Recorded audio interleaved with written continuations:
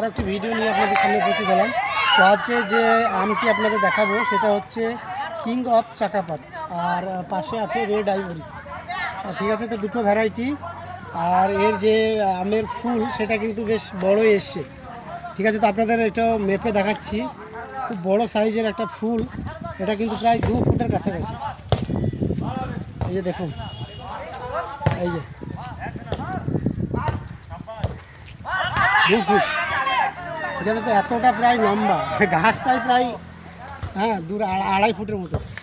তো আপনারা কিন্তু এটা করবেন। আর এর যে আমটা হয় সেটা কিন্তু অনেকটা লাল, রঙিন আমের তালিকায় কিন্তু ওই কিং অফ চাকাপাত।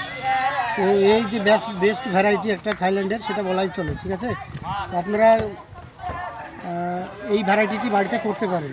তো এই চারা যদি প্রয়োজন হয় অবশ্যই আমার কাছে পেয়ে যাবেন। তো ভিডিওটি আপনাদের কেমন লেগেছে অবশ্যই জানাবেন।